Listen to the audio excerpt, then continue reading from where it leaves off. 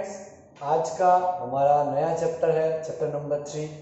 Okay, chapter number 2 finish करके हम आज चैप्टर नंबर 3 स्टार्ट कर रहे हैं, जो आपको दिख रहा है करंट इलेक्ट्रिसिटी।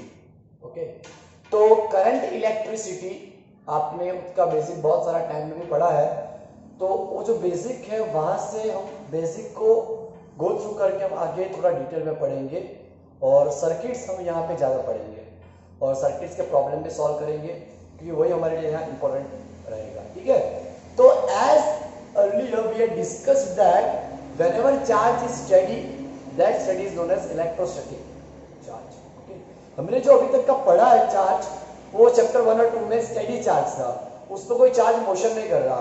तो whenever charge is steady, that is called electrostatic study. हमारा चार्ज मोशन नहीं कर रहा था, रेस्ट पे था। ओके, तो जब भी हमारा चार्ज रेस्ट पे रहता है तो वो स्टडी को क्या बोलेंगे, इलेक्ट्रोस्टैटिक। और जैसे ही हमारा चार्ज मोशन करना स्टार्ट करेगा तो that will produce electric current. जब भी हमारा चार्ज मोशन करना स्टार्ट करता है तो वो करंट प्रोड्यूस करता है। तो वही तो हम यहाँ पे लर्न करने वाले हैं कि डिटेल में करंट प्रोड्यूस कैसे होता है, उसका मतलब जो करंट प्रोड्यूस होगा उसका हम यूटिलाइज कैसे कर सकते हैं, वो सब चीज़ हम यहाँ पढ़ेंगे। तो first of all charge motion में आता है तो करंट प्रोड्यूस होता है, ये हमारा बेसिक चीज है। ओके, देखो बहुत सारे नेचुरल फिनोमेना है जो इलेक्ट्रिक करंट प्रोड्यूस होने से हमें बताते हैं, जैसे कि लाइटनिंग होती है। Whenever lightning occur then tremendous amount of charge is in motion from space to our earth. Okay, space में से हमारे अर्थ की तरफ बहुत सारे क्लाउड्स, स्पेस मतलब क्लाउड की बात कर रहा हूं, हमारे अर्थ के ऊपर जो क्लाउड्स होते हैं। ओके, तो क्लाउड के फ्रिक्शन की वजह से जो चार्ज हमारे अर्थ की तरफ आता है, तो बहुत सारी लाइटनिंग होने से जो बहुत सारी इलेक्ट्रिसिटी बोल सकते हैं, बहुत सारा चार्ज, अमाउंट ऑफ चार्ज लेके आता है। तो that is for momentary. Okay, वो मोमेंटरी टाइम के लिए होता है। ओके, लेकिन हमें वो चार्ज यूज कब हो सकता है, जब स्टेडी रेट से जनरेट होता हो, स्टेडी फ्लो से जनरेट होता हो। ओके, हमारे लिए वो जो चार्ज होगा, वो चार्ज इंपॉर्टेंट कब कहलाएगा, विद रिस्पेक्ट टू टाइम, जब वो स्टेडी रेट से फ्लो कर रहा हो। जैसे कि रिवर में जैसे हमने देखा है कि जो वाटर वो स्टेडी रेट से फ्लो करता है, तो यहाँ पे भी इक्वल टाइम अमाउंट में जब हमारा चार्ज स्टेडी रेट से फ्लो करेगा तो वो हमारे लिए बहुत ही फायदेमंद है, उसके बहुत सारे बेनिफिट्स हैं। तो क्या बेनिफिट्स है वो हम यहाँ पे लर्न करने वाले हैं। सबसे पहले जैसे कि हमारी टॉर्च हुई, टॉर्च में हमारे सेल्स होते हैं, फिर हमारी वॉच हुई, ओके, फिर वॉल वॉच हो गई। तो उसमें क्या होगा कि सेल्स आएंगे और सेल्स क्या करते हैं, टाइम के हिसाब से बहुत ही स्लोली करंट जनरेट करते हैं। ओके, और वो हमारा जो करंट है वो इक्वल फ्लो रेट से बहता रहता है, तो उसकी वजह से हमें बहुत सारे फिनोमिना देखने को मिलते हैं। तो और भी कुछ बहुत सारा करंट के बारे में, तो ये तो हमारा इंट्रोडक्शन चल रहा है, तो हमने थोड़ा बहुत देखा कि whenever charge is in motion it create a current. अब करंट क्या है वो हमने टाइम में सीखा तो है, लेकिन थोड़ा डिटेल में पढ़ते हैं करंट क्या है। करंट आपको दिया हो तो चार्ज कैसे फाइंड करते हैं, और अगर चार्ज और टाइम दे रखा हो तो करंट कैसे फाइंड करते हैं। ठीक है, तो ये चीज हम यहाँ पे देखते हैं। नेक्स्ट टॉपिक, हमारा टॉपिक नंबर 3.2 इलेक्ट्रिक करंट। हमारा सेकंड टॉपिक है इलेक्ट्रिक करंट। तो इलेक्ट्रिक करंट में हम अज्यूम करेंगे, assume any cross section area. Okay, हम एक क्रॉस सेक्शन एरिया अज्यूम करते हैं and we assume that charge is moving perpendicular to this cross section area। हमारे पास जो ऐसा क्रॉस सेक्शन एरिया है उसके परपेंडिकुलर चार्ज एंटर कर रहा है। तो whenever charge is enter perpendicular to that surface area per unit time, that will create a current। वो हमारा करंट जनरेट करेगा। लेकिन यहाँ पे हम ऐसा अज्यूम करते हैं कि हमारे पास जो चार्ज है वो पॉजिटिव भी रहता है, नेगेटिव चार्ज भी रहता है। तो जब भी हमारा suppose forward charge Q plus charge forward direction में परपेंडिकुलर टू सरफेस मोशन कर रहा है, नॉर्मल टू सरफेस मोशन कर सकता है। ओके, Q माइनस भी फॉरवर्ड डायरेक्शन में मोशन कर सकता है। तो फॉरवर्ड डायरेक्शन में मोशन करने वाला टोटल चार्ज कितना हो गया, अगर माइनस भी मोशन करेगा प्लस भी मोशन करेगा तो Q plus plus Q minus हो जाएगा। ओके, और वो हमारा करंट प्रोड्यूस करेगा। देखिए Q प्लस भी फॉरवर्ड मोशन कर सकता है, बैकवर्ड भी मोशन कर सकता है। इट डजंट मैटर कि फॉरवर्ड ही मोशन करेगा या बैकवर्ड ही मोशन करेगा, वो डिपेंड करेगा सिचुएशन पे, किस तरह के हालात है उस तरीके से वो मोशन करेगा। ठीक है, तो यहां पे हमने अज्यूम किया है suppose q positive charge moving in a forward direction and normal to the surfaces. ये बहुत ही इंपॉर्टेंट चीज है कि charge should be move normal to the cross section area. वो क्रॉस सेक्शन को नॉर्मली जब मूव करेगा तो वो टाइम के रिस्पेक्ट में क्या करेगा, इलेक्ट्रिक करंट जनरेट करेगा। Okay, charge by time. तो ये हमारा इलेक्ट्रिक करंट हो गया, बहुत ही बेसिक सी चीज जो हमने 10th में भी पढ़ी थी। Okay, I is equal to Q by T, where T is time and Q is charge. Okay, अब मैं यहाँ पे अगर आपको यूनिट डिफाइन कर लेता हूँ उसका, तो चार्ज का आता है कूलम और टाइम का आता है सेकंड, कूलम पर सेकंड और डायमेंशन। ये कूलम पर सेकंड का ऐसा यूनिट बनता है हमारा एम्पियर। ओके, तो हमने 11 में पढ़ा था 7 बेसिक फंडामेंटल क्वांटिटीज। तो फंडामेंटल क्वांटिटीज में इलेक्ट्रिक करंट भी था, तो उसका यूनिट क्या आता है, एम्पियर। डायमेंशन फॉर्मूला भी एम्पियर आता है। डायमेंशन फॉर्मूला एम्पियर कैसे आता है, तो देखिए कूलम का मतलब क्या होगा, A1 T1, सेकंड का होगा T1, T1 कैंसिल हो जाएगा। तो इलेक्ट्रिक करंट का हमारा जो डायमेंशनल फॉर्मूला आएगा वो आएगा A1। ओके, इलेक्ट्रिक करंट का जो हमारा डायमेंशनल फॉर्मूला आएगा वो डायमेंशनल फॉर्मूला आएगा हमारा A1। तो ये हमारा डायमेंशन फॉर्मूला रह जाएगा A1। ठीक है, अब देखिए ऐसा तो है कि नहीं, 2-3 चार्ज चले गए और करंट प्रोड्यूस कर दिया। Okay, there are number of charges flowing per unit cross section area in per unit time. तो यहां पे हम क्या करेंगे, सपोज कर लेते हैं कि T1 टाइम पे चार्ज ने एंटर करा, T टाइम पे चार्ज ने एंटर करा और फ्लो किए जा रहा है, तो हमने टाइम अज्यूम कर लिया T plus delta T, T plus delta T time तक फ्लो किया। तो अब अगर हम चार्ज का फ्लो ऑफ चार्ज ले लेंगे, अमाउंट ले लेंगे, particular amount. Okay, delta Q जितना पर्टिकुलर अमाउंट अगर क्रॉस सेक्शन से क्रॉस कर रहा है, कितने टाइम में, final time T plus delta T minus initial time, plus T minus T cancel, so यहां पे हो गया हमारा डेल्टा T। तो delta Q by delta T ये हमारा हो गया इलेक्ट्रिक करंट। तो इलेक्ट्रिक करंट I हमारा क्या हो जाएगा, delta Q by delta T। तो इस तरीके से हमने क्या किया, इलेक्ट्रिक करंट को डिफाइन कर लिया है, I is equal to delta Q upon delta T. These are formula of electric current. Okay, तो हमें पता है कि हमने 11 में भी पढ़ा था, सपोज 11 में हमने पढ़ा था velocity delta x by delta T. तो हमने क्या किया, फिर इंस्टेंटेनियस वेलोसिटी में कन्वर्ट किया था dx बाई dt।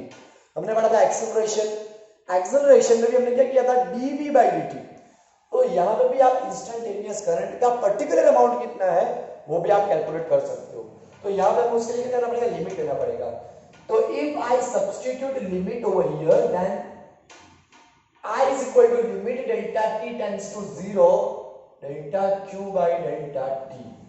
तो ये हमारा हो जाएगा I is equal to dq by dt। ये हमारा करंट का फॉर्मूला हो गया। ठीक है, I is equal to dq by dt, ये हमारा इलेक्ट्रिक करंट का फॉर्मूला हो गया, I is equal to dq by dt। Okay, अब इसका यूज कैसे होगा, सपोज हमें चार्ज का एक इक्वेशन दे रखा है और हमें पर्टिकुलर टाइम में बोला है कि फाइंड इलेक्ट्रिक करंट। तो हम कैसे करेंगे, जैसे कि हमें दे रखा है q का वैल्यू 3t² प्लस 2t और टाइम हमें दिया है 2 सेकेंड। आपको फाइंड करना है कि 2 सेकेंड में कितना करंट फ्लो कर रहा है पर्टिकुलर क्रॉस सेक्शन एरिया में से, वायर में से। ओके, तो अब हम क्या करेंगे, I is equal to d by dt, q का वैल्यू रख देंगे 3t² plus 2t, 3t² plus 2t।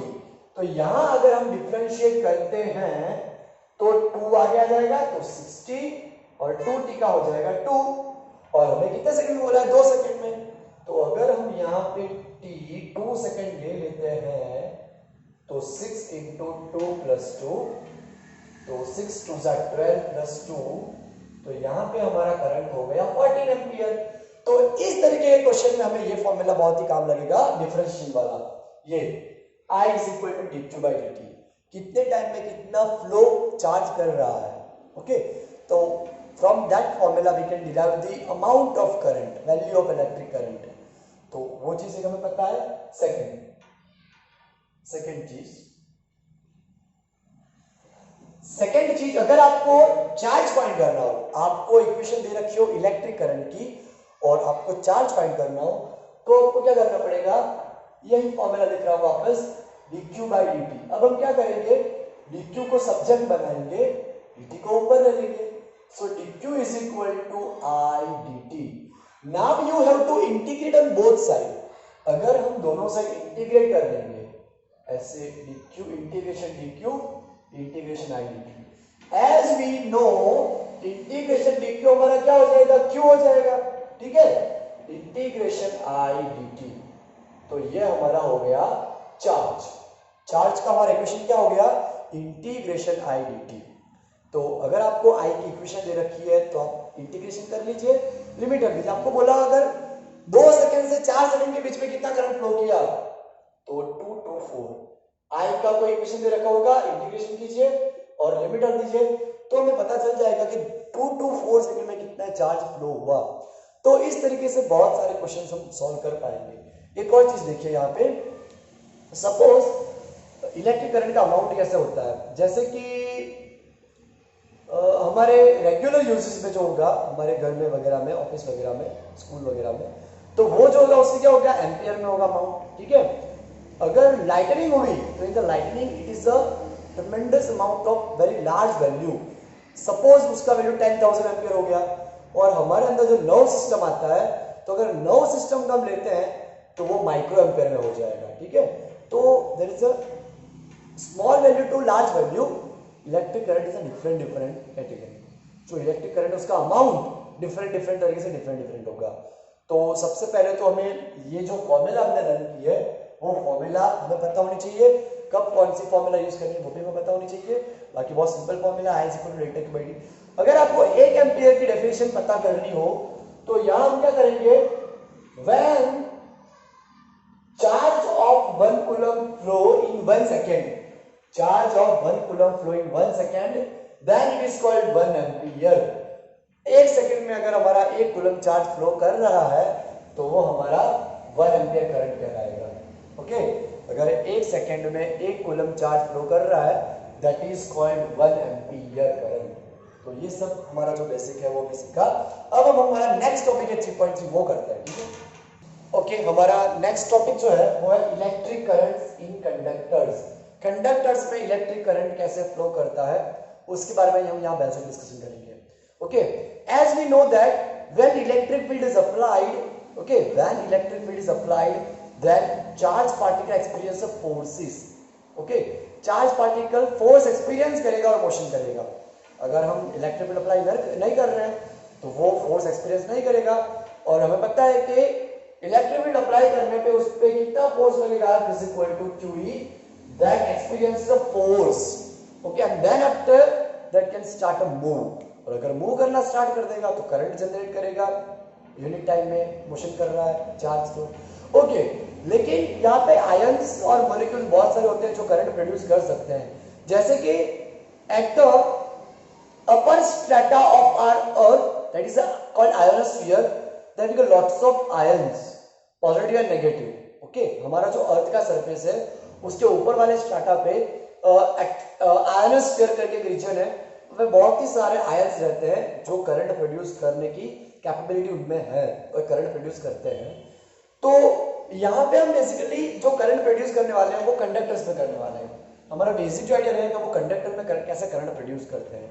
तो एज वी नो दैट जो एटम होता है, एटम में at the centre part of the atom it having a nuclei, वहां पे हमारा न्यूक्लियाई रहेगा, and that nuclei contain positive, that means a proton and a neutron, okay.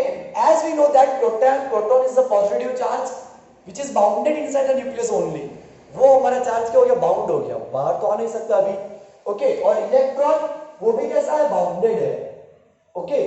तो although it having a positive and negative charge but in the bounded form, so they cannot create a electric current throughout the motion। वो तो एक ही जगह में move कर रहा है, तो वो करंट जनरेट कर रहा है, वो मैग्नेटिक डाइपोल मोमेंट भी प्रोड्यूस कर रहा है, लेकिन वो हमारा थोड़ा अलग सब्जेक्ट हो जाएगा। यहाँ पे वो बाउंडेड है, इस वजह से इलेक्ट्रिक करंट प्रोड्यूस नहीं कर पा रहा है। तो ऐसे बहुत सारे कंडक्टर्स होते हैं जिसमें इलेक्ट्रॉन और प्रोटॉन होने के बावजूद वो करंट प्रोड्यूस नहीं कर पाता because of that bounded form. Okay, और बहुत सारे मॉलिक्यूल्स और आयंस करंट प्रोड्यूस कर पाते हैं, जैसे कि इन 1 gram of water it contains 1022 molecules, वो 1022 मॉलिक्यूल्स पजेस करता है। ठीक है, तो जैसे कि हम यहाँ पे मोशन की बात कर रहे हैं, तो यहाँ पे हम बेसिकली आइडिया लेंगे कि अगर कोई चार्ज मोशन कर रहा है तो वो करंट प्रोड्यूस कर रहा है। ठीक है, और कुछ में हमने इलेक्ट्रिक फील्ड अप्लाई किया है तो वो मोशन करना चाहिए, लेकिन बाउंडेड होने की वजह से वो मोशन नहीं कर पाता। Okay, as we applied external electric field then it's necessary to move the free electron, but if the electron is bound form then it can not और it does not perform any motion, वो motion नहीं कर पाएगा। तो हम यहाँ पे basically 2 concept देखते हैं कि कब हमें करंट मिलेगा, करंट कब प्रोड्यूस होता है और करंट कब प्रोड्यूस नहीं होगा, उसका बेसिक आइडिया लेंगे। ठीक है, तो suppose one conducting material is that, ये हमारा कंडक्टिंग मटेरियल है और इसमें बहुत सारे इलेक्ट्रॉन है।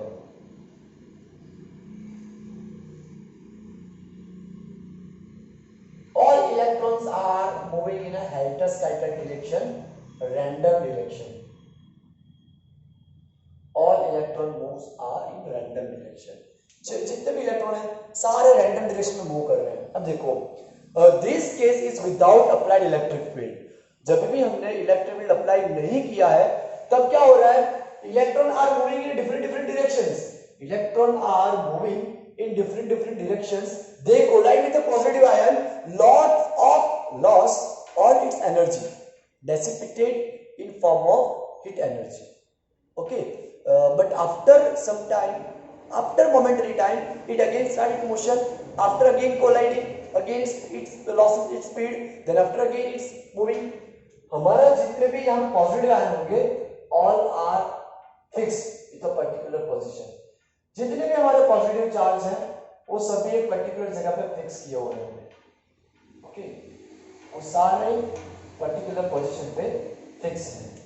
अब हमने क्या किया, इलेक्ट्रॉन को मोशन करवाया, तो इलेक्ट्रॉन के मोशन करने से यहाँ कोलाइड करेगा, इलेक्ट्रॉन ने कोलाइड किया तो एनर्जी लॉस कर दी, वापिस स्टार्ट किया मोशन करना, वापिस कोलाइड करेगा, एनर्जी लॉस करके वापिस, तो चलता ही रहेगा। लेकिन एक इलेक्ट्रॉन अगर इस तरफ मोशन कर रहा है तो दूसरे इस तरफ मोशन कर रहा है, तो मोशन की वजह से करंट तो प्रोड्यूस हो रहा है लेकिन नेट करंट जीरो आ रहा है, थोड़ा इस साइड है, थोड़ा इस साइड है, थोड़ा इस तरफ, थोड़ा इस तरफ, थोड़ा इस तरफ, थोड़ा, तो अपोजिट डायरेक्शन में प्रोड्यूस हो रहा है। तो अपोजिट डायरेक्शन में प्रोड्यूस होने की वजह से हमें जो नेट करंट मिलना चाहिए वो मिल नहीं पा रहा। ठीक है, जो करंट की पर्टिकुलर वैल्यू आनी चाहिए वो वैल्यू आ नहीं रही है, तो यहाँ पे हमारा करंट क्या हो जा रहा है, कैंसिल हो जा रहा है। तो no net current when electric field is not applied okay to this conductor। जब भी हमने यहाँ पे इलेक्ट्रिक फील्ड अप्लाई नहीं कर रखा तब हमें कोई भी नेट करंट नहीं मिल रहा, नेट करंट की वैल्यू यहाँ पे 0 आ रही है। ठीक है, तो या एक चीज हमें बेटरली ध्यान रखनी है यहाँ पे कि पॉजिटिव आयंस तो अपनी जगह फिक्स रहेंगे, इलेक्ट्रॉन जाएंगे, मोशन करेंगे, प्रोड्यूस करेंगे करंट, लेकिन ये जो पॉजिटिव आयंस है वही तो क्या करते हैं, वही हमारा रेजिस्टेंस ऑफर करते हैं इलेक्ट्रॉन को। और एक चीज हम मान लेते हैं कि there are 2 plate, one having a positive charge, another having a negative charge. Suppose हमने मान लिया यहाँ पे हमारा पॉजिटिव चार्ज है जो कि अंदर की तरफ है और ये हमारा नेगेटिव चार्ज है। ओके, तो इलेक्ट्रिक फील्ड तो हमारा इस तरफ क्रिएट हो रहा है। अब देखिए इलेक्ट्रोलाइट भी होता है, in electrolyte there are negative and positive ions. Okay, तो वो हमारा बैटरी वाला कंसेप्ट हो जाएगा। यहाँ पे हम जो सीख रहे हैं बेसिकली वो क्या कर रहे हैं, इलेक्ट्रिक करंट्स में कंडक्टर में करंट कैसे प्रोड्यूस करते हैं वो हम यहाँ पे देख रहे हैं। तो जैसे कि हमने अज्यूम कर लिया there are 2 circular plates and we make a cylindrical shape material wire. Okay, तो एक तरफ हमने पॉजिटिव चार्ज लगा दिया, दूसरी तरफ हमने नेगेटिव चार्ज लगा दिया, तो electric field is producing from positive to negative. हमारा जो इलेक्ट्रिक फील्ड प्रोड्यूस कर रहा है वो इस तरफ जा रहा है। ओके, इलेक्ट्रिक फील्ड हमारा इस तरफ का प्रोड्यूस हुआ। इलेक्ट्रिक फील्ड प्रोड्यूस होने के बाद अब अगर हमने इलेक्ट्रॉन अंदर एंटर करना स्टार्ट किया तो electron is always drift from opposite to electric field. Electron always drift from opposite to electric field, वो हमेशा इलेक्ट्रिक फील्ड के अपोजिट पे ड्रिफ्ट करेगा। तो इस तरफ हमारा इलेक्ट्रॉन मोशन कर रहा है और करंट प्रोड्यूस कर रहा है।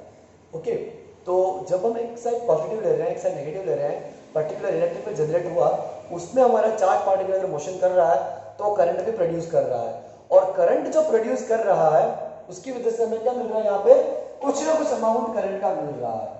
ओके, तो इसका मतलब ये हुआ कि जहां तक हमने इलेक्ट्रिक फील्ड अप्लाई किया मतलब जब तक हम इलेक्ट्रिक फील्ड अप्लाई किए रखेंगे तब तक हमारा चार्ज पार्टिकल मोशन करेगा और करंट हमारा प्रोड्यूस होता रहेगा। इलेक्ट्रिक फील्ड अप्लाई न करने पे भी हो रहा था, लेकिन उसकी नेट इफेक्ट कैंसिल हो जा रही थी। यहाँ पे नेट इफेक्ट कैंसिल नहीं होगी क्योंकि कंटिन्यूअसली फोर्स अप्लाई करेगा और ड्रैग होगा, इलेक्ट्रॉन इज ड्रिफ्ट हो रहा है, okay, opposite to electric field. तो उसकी वजह से हमारे यहाँ पे इलेक्ट्रिक करंट बन रहा है, उसकी कुछ ना कुछ वैल्यू बन रही है। तो ये हमने कंसेप्ट देखा कि इलेक्ट्रिक करंट कैसे प्रोड्यूस होता है। तो ये फिनोमेना बहुत ही इंपॉर्टेंट रहेगा हमारे लिए। और नेक्स्ट जो हमारा टॉपिक रहेगा ओम्स लॉ, वो हम नेक्स्ट लेक्चर से स्टार्ट करेंगे। Thank you.